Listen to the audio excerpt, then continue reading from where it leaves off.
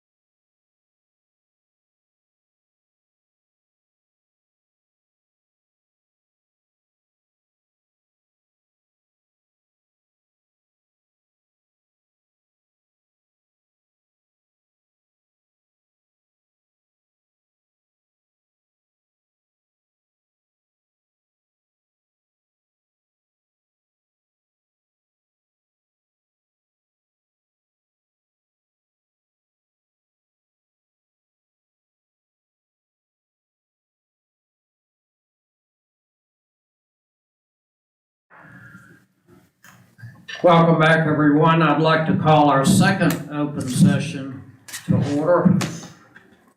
Do we have a motion to come out of closed session? I move that the school board having been in closed session pursuant to proper motion come out of closed session. Do we have a second? Second. We have a motion and a second. All in favor of the motion to come out of closed session signify by saying aye. Aye. Opposed, no. Motion carries. Do we have a motion of certification of the board? Shall I? All right, whereas the Franklin City School Board has convened a closed meeting on this date pursuant to an affirmative recorded vote and in accordance with the provisions of the Virginia Freedom of Information Act, and whereas Section 2.2-7 of 3712D of the Code of Virginia requires a certification by the school board that such closed meeting was conducted in conformity with Virginia law. And now therefore be it resolved that the Franklin City School Board hereby certifies that to the best of each member's knowledge, one, only public business matters lawfully exempted by Virginia law were discussed in the closed meeting to which this certification applies, and two, only such public business matters as were identified in the motion convening the closed meeting were heard, discussed, or considered. Thank you, Danielle. Do we have a second? Second. Any discussion? All in favor of the motion for certification signify by saying aye. Aye. Opposed, no. Motion carries. Would you join me in the Pledge of Allegiance, please?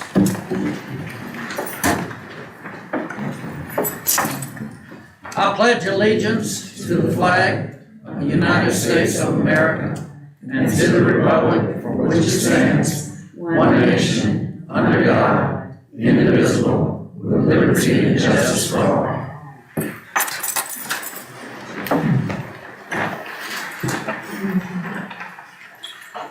Our school board is delighted to welcome 2 new members effective July 1st, and I saw Mr. Kent Grant here. Would you stand, please, sir? And there's Wadia here.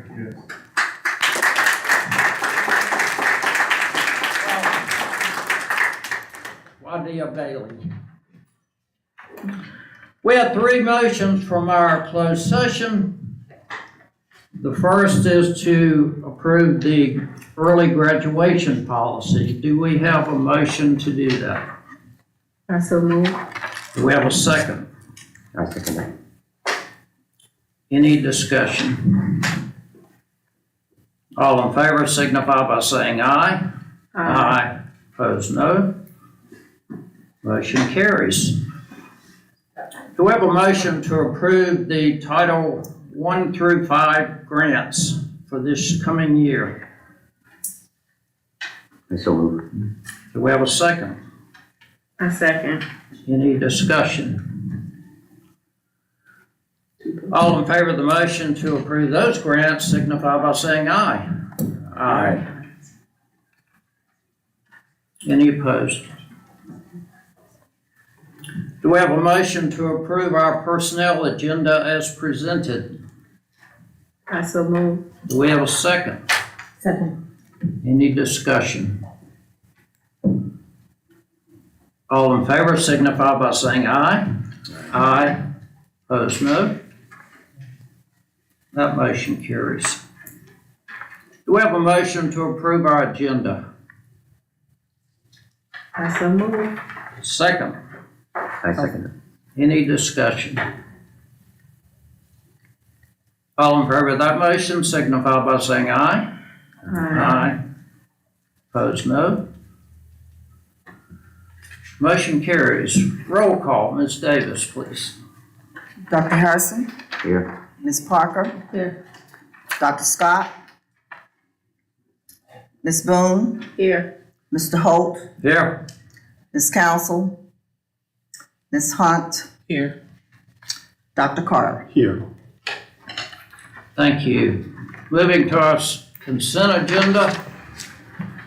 We have the first reading for our minutes for our June 5th meeting. We will address those at our next meeting. We do need to approve the minutes for our May 22nd meeting. Are there any additions or corrections to those minutes? Hearing none, they approved as written.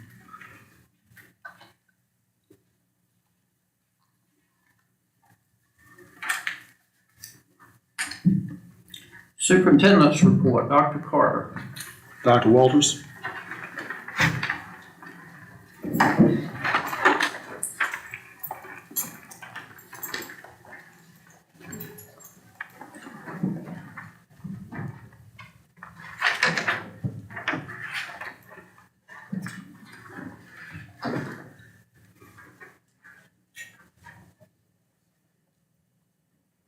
What, just a second, sir. Okay. Good evening, Mr. Holt, members of the board, Dr. Carter. I'm excited to be able to share with you kind of a progress report on where we are with some capital improvements that we've needed across the division. First, I'll start with the septic line replacement at JP King. This is replacement of the sanitary line down the 100 hall. So what you see here are the spray painted markings where we identified both the sanitary line and the electrical lines. Next slide. And then you'll see the machinery in the middle was a saw that allowed contractors to cut through the concrete, following that up with busting the concrete. Next slide. And then the excavation of the concrete, the dirt, stone, and you see the pipe in that picture on the right.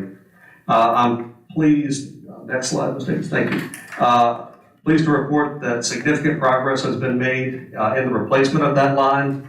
We're still needing to finish up a few pieces, but the heavy lift is completed at this point. So this is going to allow us to restore the restrooms that are in each of the classrooms along the 100 hall. So we're in great shape to have those reopened as students rejoin us in August. Excuse me, did that also lead to the gym, where they have the games and everything at? No, ma'am, the gym's on a separate line. So that's still not with, fixed yet? I'll follow back up with the maintenance supervisor on the progress of that work order. Okay. We do have several other projects that are ongoing and upcoming. The playground installation here at SB Morton, the demo of the existing playground actually started today. So we're excited to have that work underway to have the playground completed again before students return to us in August. We're in the process of getting estimates to apply the new logos to the gyms at Franklin High School and JP King. And I'm also pleased to announce that we have 12 of our student workers who have been onboarded, and they are assisting with some of the custodial and maintenance tasks as we're preparing to open up for the upcoming school year. The playground, how far is it going from the current playground now? How many feet? And is it going past that fence, or is it gonna be before the fence? It should be ending right before the fence. So we are going to be installing this over the current footprint. In fact, we may be bringing that just a little bit closer to the school. Okay. So it's not gonna hit the sticky briar field? No, ma'am. Okay. And then I did just want to follow up with the board from a previous request. We had discussed the surplus of materials. Mr. Spa did reach out to our e-recycling partner. They will be here mid-July to pick up the TVs and overhead projectors from our off-site storage facility. The wooden doors that are salvageable are going to be donated to building trades to be used as future project materials. And the metal doors will be scrapped with Franklin Recycling. I'd be happy to answer any other questions that you might have. On 2 slides back, please. All right, so where do we go with the summer deep cleaning room movements, like where are we with the cleaning and the contractors? So, two different things. We are employing our own Right. custodians. Some of you- So we have separated from our contract with the custodial group. We were not at all pleased with their progress. And in subsequent interviews from some of the employees who had interest in joining the FCPS team, there was information that we received that they had not been adequately prepared with materials, organization, training. We know that we are heading back in the right direction. We have interviewed several individuals. I believe a few were on the personnel agenda for this evening. So based on their experience, I am confident that we're going to be in a much, much better place than we had found ourselves recently. Now, in terms of the summer cleaning, this is where we're moving everything out of the classrooms, stripping floors, re-waxing floors, really a top-down clean, blinds, everything.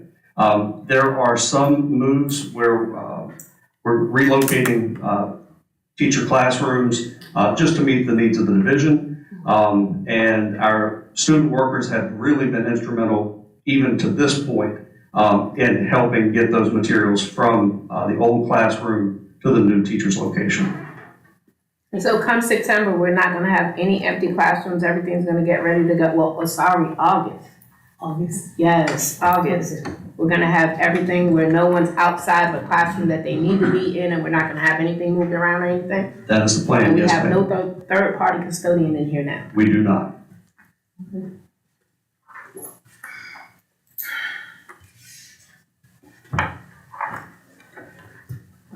Okay. It'll be up. Are you done? Thank you. Thank you, Dr. Wall. Ms. Morrison?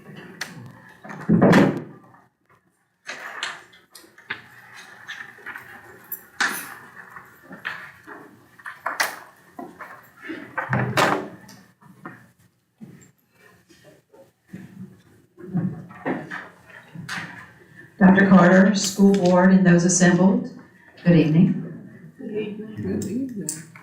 Our first order of business is going to be to give a quick update on our annual audit. And then I will present the May financials and vendor payments in a similar fashion to the way I present them every month. And then we're going to get into our June 2025 projections and what assumptions underlie those. The school financials you'll see are directly from our accounting system. And the numbers I'll be presenting are our projections based on assumptions. So our numbers probably will differ from the city's records at this point. Next slide, please.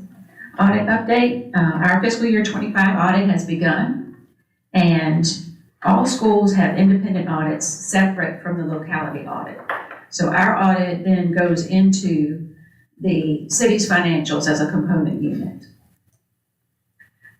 Our auditors were here on May 1st to request some initial documentation, and they will be back July 23rd to review the school activity funds, and they'll return September 9th to do the central office division level work. And we hope that we will be able to get them everything that they require in a timely manner.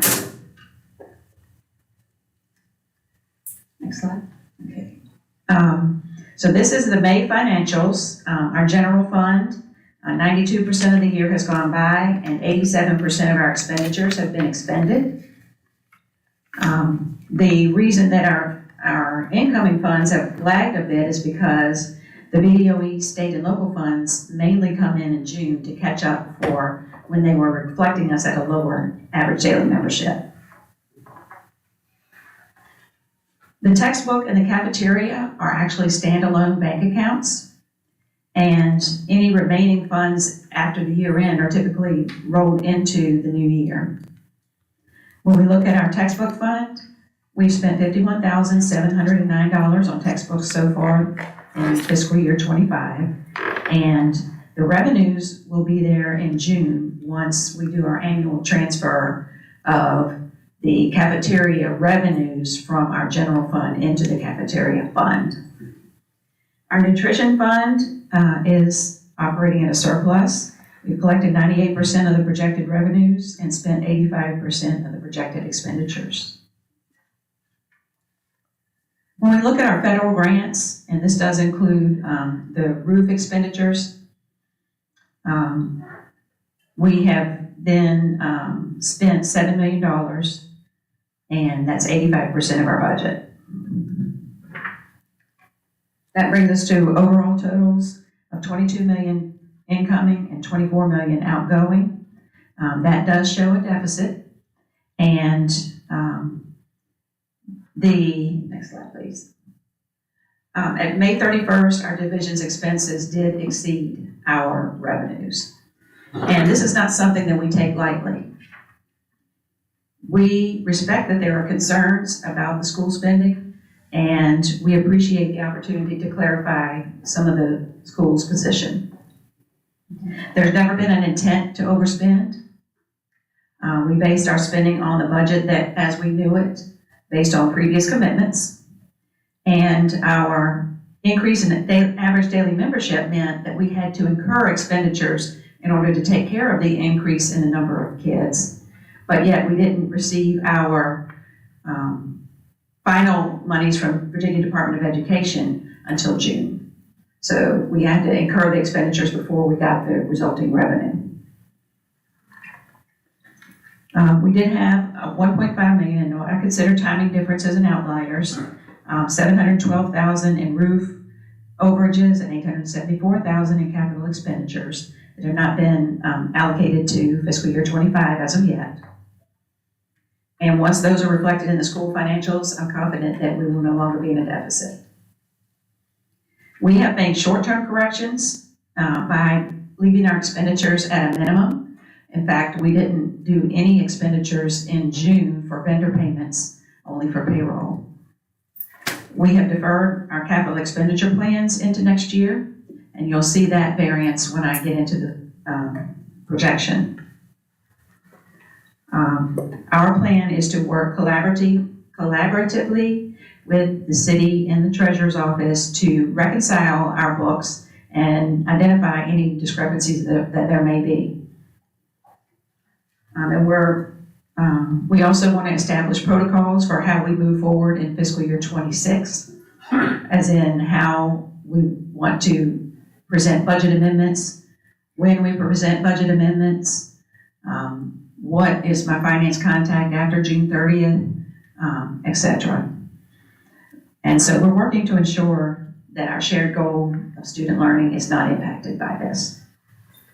Next slide. So this is the restated May and the June projection. This excludes cafeteria and textbooks because they are in separate funds. So this is our general fund and our grant funds, which equal what is in our operating bank account. The budget, as we know it, is $26,480,610.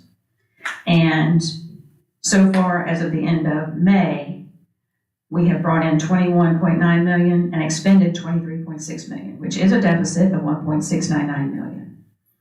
And actually, the bank balances reflect an even larger deficit. Next slide. The good news is we have a projected budget increase coming because we have $820,000 in additional funding coming from state and local sources in June. And this is all due to our increase in enrollment. We'll spend the local portion on instruction, and we'll use the state funds for offsetting some of our operational costs. Next slide. In addition, we're going to be in a surplus in the month of June due to the catch-up in payments that I mentioned. Next slide.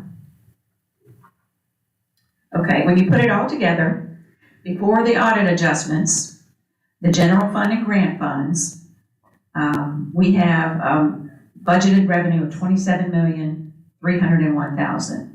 And the state and local funding come directly from Virginia Department of Education's calculator. And We anticipate all of that coming in June. If you look at our expenditures under operations and maintenance and facilities, that shows a favorable budget variance of over $1 million that show that we have postponed our capital expenditure plans until fiscal year 26. We did receive funding for staff bonuses up to $1,000 per SOQ funded position. So that means not all employees will qualify, and it may be less than $1,000 per person, depending on how many people we have, because we do have more teachers than the SOQ funds. Those bonuses are separate from any other incentive programs that we may have out there. And so the other incentive programs is what we would propose to decline as a mitigating factor. Are there any questions so far? Could you go back to that previous slide? Yes. So right now we're saying our deficit is 301,000. If all the projected money that should be coming in, that we should be getting paid by the end of June, which is next week, our final deficit is 300,000. I believe that it'll be minimal deficit, yes. This doesn't include the 1.5 capital adjustments from previous budget. How does that come into play with all this? That you're showing in the previous slide of 1.5 million that the city had not paid us. Yes, once that gets recorded, then we should not have a deficit other than, there's a big difference between what banking records look like and what our financial records look like. The bank records just show cash coming in and cash going out on those particular dates. Our financial records that we present show expenditures at the time that they are incurred, encumbered, or paid, not necessarily when it hit the bank. So there would be a timing difference there. For example, our 10-month employees get their pay prorated over 12 months so that they get paid in the summer. And so those expenditures hit the bank in July and August. However, they're reflected in our financials in June because our auditors accrue those back to June, being that they relate to fiscal year 25. So that's an example of a timing difference that could be different between the bank records and the financials that we present. Did that answer? Okay. Let's go next to the May vouchers. These are the vouchers that we paid in May, and in this month, I broke them out into general fund and grant funds. The first few pages, we'll flip through those, are directly from our general fund. And on page 18, you can see that those general fund expenditures total $209,000 for the month. And then the final slide is $74,000 in grant expenditures. And those are expenditures that we must make ahead of time and then get reimbursed from the grant. So those are expenditures that we will expect to get back for a total of $284,000 in the month of May. And out of abundance of caution, we have not sent these payments to these vendors yet. What's your average delay of payments on those grants? Is it 30 days after we? Yes, sir. Once we make the expenditure, we immediately turn around and submit a grant reimbursement, and then it takes about 3 to 4 weeks to get the actual payment. And how do we get those grants? Does that go through the city first and then we have to receive it, or does it come directly from the grants themselves? It comes from the grantors through EDI, and it goes into the shared bank account, and then it's coded to appear on our financials. Who controls that? Is that just us? I mean, it comes directly from the bank to us as a school, correct? Yes. So is it gonna hinder us for any summer programs or anything? We have done everything we can do to ensure that the summer school goes as planned. Okay. So at this point, I don't think so. How could we have made that different so that we'd not be negative? What things could we have Yeah, I'm treasurer, but we don't have one. So getting the money out of the city would have been the first thing? Is that what you would say is one of the issues that we're struggling with? Yes, we would have, when I sent the budget amendments over to the city, we would have to ensure that they're processed prior to entering into any obligations. So in the future, we have to make sure the money is there, that the city has appropriated it, Yes, sir. okay, before we do those expenditures. Yes, sir. But wouldn't that be hard if we're gonna have jobs done and we don't know exact what that bottom line is going to be? Because we send out the jobs to be done, where we have contractors come in, and we may have 3 different price ranges. So how can we do that in the future? How can we say this is what we need? And then, let's just say hypothetically speaking, at the end of it, we are now less than what it is we need, or if we're over, how can we do that? Because from my understanding, what you're saying is, we're spending money we don't even have. Technically, yes. Technically, that's what we're doing. So, by default, it went over? I'm just asking, like, how, we can't budget what we don't know we're gonna need. Right. Well, most of the variances stem from multi-year projects. And so it's even more important to go back to the city and request another budget amendment, which I've done this year. Okay. But we don't anticipate a whole lot of multi-year projects coming up. So we should be able to predict what we're going to need because we know what the payroll's going to be. And we kind of know what our expenditure forecast should be based on history. But this year was a unique year. How many increased students did we have? AQI, is that what it is? We went from 923 to 1,057.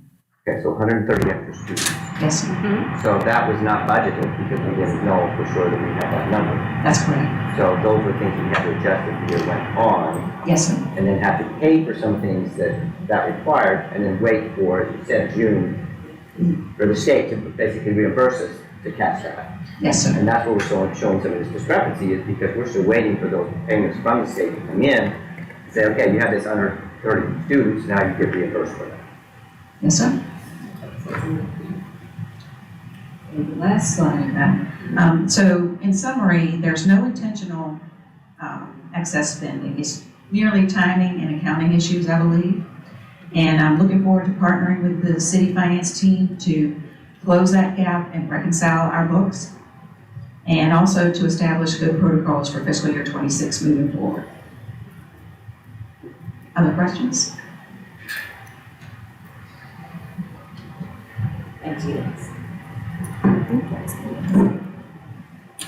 That concludes our report. Thank you, Tracy. Our next item is citizens' time, and we have 4 people who have signed to participate in that. And I will call the first one forward, Mr. Scales. I have a question first. We did vote on this, and Ms. O'Meara needs to abstain here, because we didn't take a vote for her, and she wasn't in there for the vote.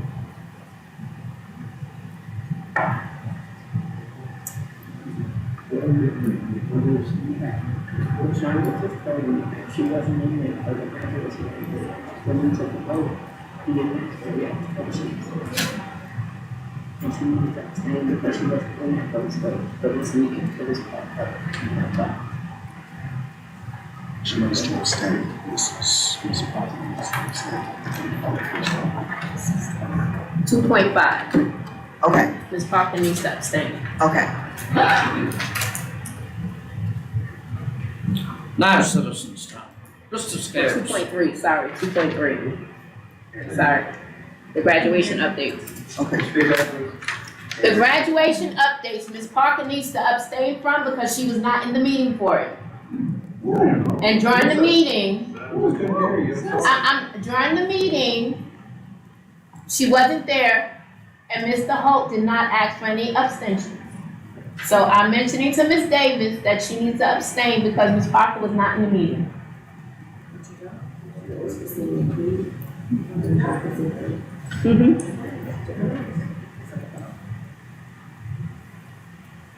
Mr. Scales here.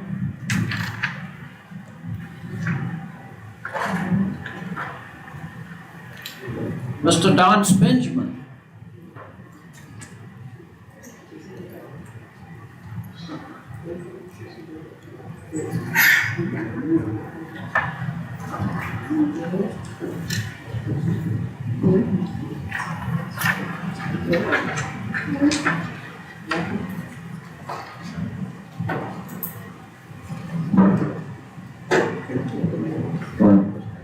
Can you hear me?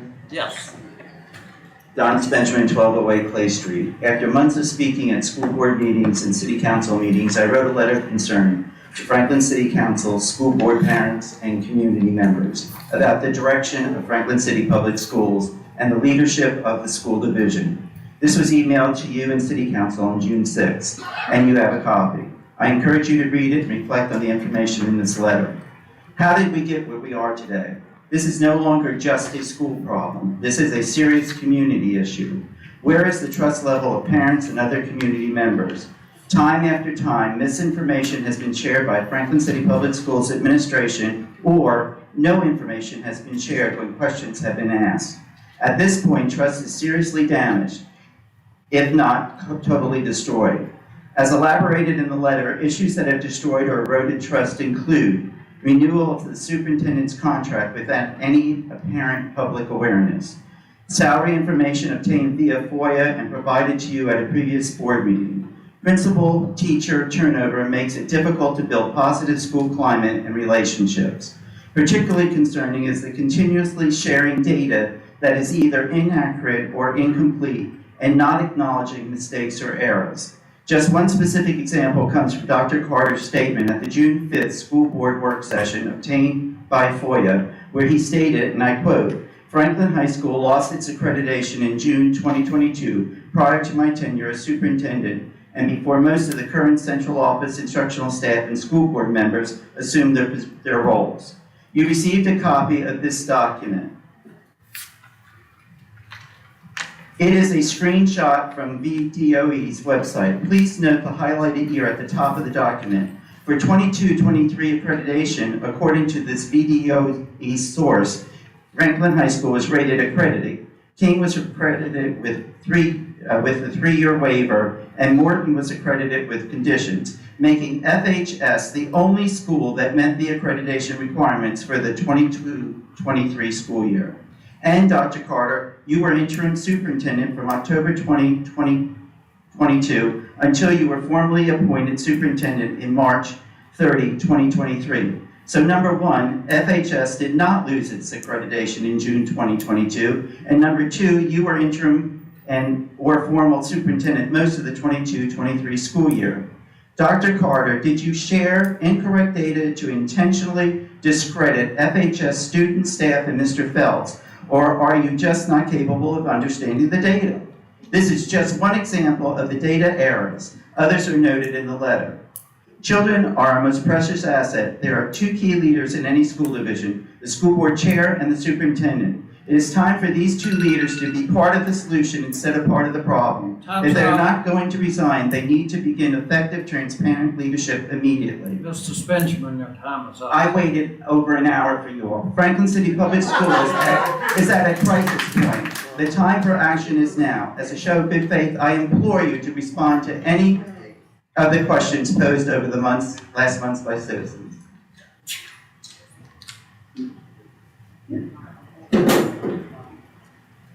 Mr. Benjamin, would you arrange a meeting with Dr. Carter, please? Sure. Next speaker, Ms. Lees.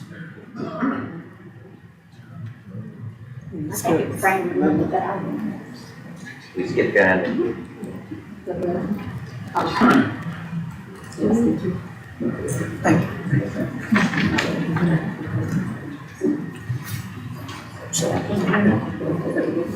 Can you hear me? No, Can you hear me now? you have to hold it. Pam Lees, 1313 Clay Street. Our community has lost all trust in Dr. Carter, Mr. Holt, and this school board. Why is this? The main reason is for the data misrepresentation. Let me give you just a few examples since my time is limited. J.P. King Middle had an accreditation rating of level 3, red in 5 out of the 5 categories for 2023 and 2024. closing the middle school and turning it into a CTE academy conveniently hid that data from the public and closing J.P. King kept the VDOE from possibly taking it over because of its poor academic performance. Last year's 6th and 7th graders who attended J.P. King are now 7th and 8th graders at FHS. Those students were not prepared for high school, yet Mr. Phelps was held responsible for their SOL scores. Who is responsible for last year's SOL scores for those students? I'm sure it's not Dr. Carter, Dr. Rick, Ms. Tompkins, or the school board, because you all don't take responsibility for anything. And how can Ms. Tompkins even say that last year's 7th and 8th grade students were fully prepared for high school when they left J.P. King, when the school was 0 for 5 for the accreditation benchmarks? When we asked about this at a prior meeting, she said, I present what I am told to present. So Dr. Carter, why did you have her present misleading data? I got the actual data straight from the VDOE website. Why do you and your team keep saying that Franklin High School was not accredited in the 2022-23 school year? Do you think that we are not smart enough to look up this information ourselves? FHS was fully accredited then, and since you were the superintendent, you should be proud that they were, instead of lying about it to make Mr. Phelps, his FHS team, and the students look bad. This is deplorable, not for only you, Dr. Carter, but for the entire school board, because you all allowed this. Why was graduation data misrepresented by Dr. Carter? He accused Mr. Phelps and his team of awarding applied study diplomas and certificates of attendance to students as a way to get them across the graduation stage. This is simply not true. The only student who applied for study diplomas are the students who self-contained special education classes and that are in the applied studies diploma track. Pam, This time's pathway up, please. That's too many 14 seconds. Well, no, That's your 14. I got it. She's got more time. I'll give you 30 more seconds. 14. The pathway to graduate is decided in elementary school and has a part of the IEP and a child study process. By the time they get to the high school, those students are already in the program. The data given to you shows that we only had one certificate of attendance that was awarded, and this is straight from the VDOE website. Back in March, Dr. Minor said that we had a 95% staff return expectancy. Dr. Carter said that's because of all the great things going on at Franklin City Public Schools. There's no way that you can look at us today in the face and say that 95% of the teachers are returning, because they are trying to get out just as fast as they can. I have more examples, but we don't have time since my time is up. So please, all of you all, just leave so that we can begin the healing process for our future of our children. Yes.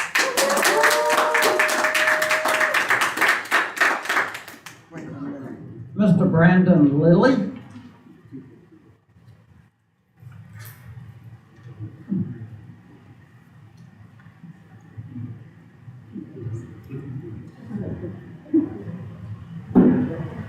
Can you hear me? Yes. Okay. You have to press it. Gotcha. Can you hear me now? Gotcha. Big voice. Brandon Lilly, 105 Homestead Road. I'd like you to confirm for me that the staff of FCPS will get the 3% raise and the guaranteed $1,000 bonus for House Bill 1600, item 125, number 8H from Virginia. As that money was donated or given to the division, only a vote from the school board could reallocate those funds for any other purpose. Was that money spent for any other reason? If so, was it properly reallocated by the school board? If not, what accountability is in place for the improper reallocation of those funds that were intended for staff raises and bonuses? I saw the memo recently that teachers would get the bonus in August. Does that mean it's going to be put on next year's budget? And if so, how does that impact your fiscal year budget for next year? Merit pay was also snuck in this year, despite not being mentioned in the school board meeting. It was based in part on teachers getting exemplary evaluations from their principals. Was a part of the original 2024-2025 budget, was this in the original budget and implemented after the budget was passed? How much money did you put aside for this initiative of $5,000 bonuses for teachers? Can you confirm how many staff actually get it? Because there's a lot of concern that very few, if any, actually did get exemplary evaluations. And since this was put in just after the removal of Mr. Phelps, can you tell us how many teachers scored exemplary last year at the high school versus this year at the high school? These questions have to be asked publicly, because there's no transparency from the school board. Most of your decisions are made behind closed doors, in closed session, and the public has no idea what's going on, where your money is being spent, or what initiatives you were putting in place. You can't do business behind closed doors and put the public in the dark and then ask them to believe it's just not your fault. What accountability is in place for central office going over budget? Because I've known people fired for mishandling $5. Y'all are over $300,000. It was not many years ago, the entire school board was dismissed for financial malfeasance, including the superintendent. We're back. Getting rid of established local educators and administrators with proven track records to bring in people from outside the area with doctorates that command higher salaries that don't live in Franklin and don't know anything about our kids or community isn't working. How can you blame city council but brag openly in meetings that you have more building level administrators than required and expanding central office and throwing stipends around? The citizens of Franklin want more transparency from the board and central office, particularly about finances, and if you're not prepared to meet that goal, please step aside and let somebody else have a shot. I urge the school board to think about the future of FCPS and act now. This is your legacy. Your names are attached to decisions that are being made around you by this administration, and nobody will ever let you off the hook later as the sole voice of reason in the group. When we come to these meetings and we see everybody sitting quietly, you can't be the voice of reason if you have no voice. You hold the city of Franklin and their future in your hands. Please start acting like it.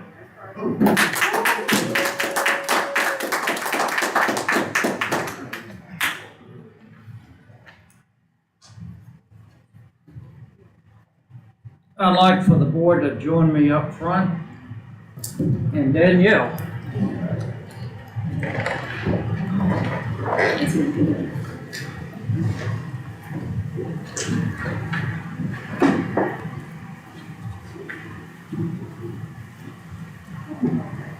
Yes.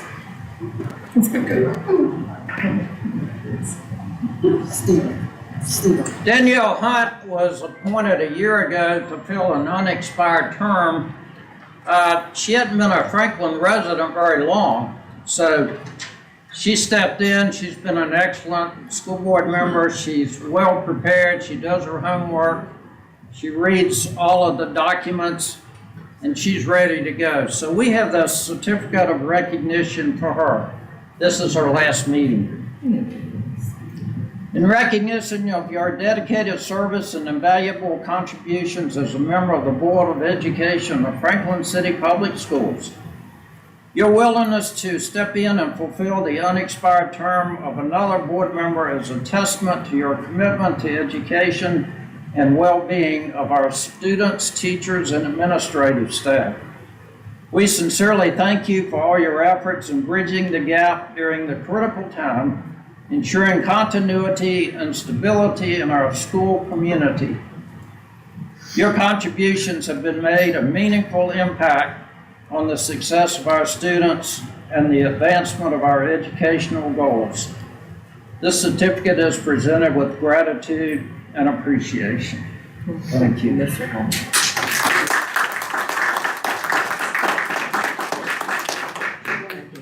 We have some flowers. Oh, I saw those, but I'm not gonna assume that they're from us. I appreciate that. Thank you, these are very nice. I hope I don't sneeze. Yeah. Oh, no. Thank you very much, y'all. It's been an experience. Absolutely. Thank you very much.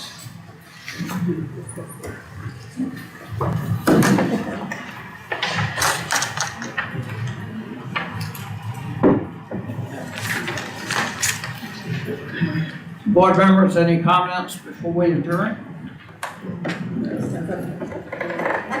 Do we have a motion to adjourn? Do we have a second? Second. Any discussion? All in favor of the motion to adjourn signify by saying aye. Aye. Opposed, no. Motion carries and we are adjourned. Thank you all.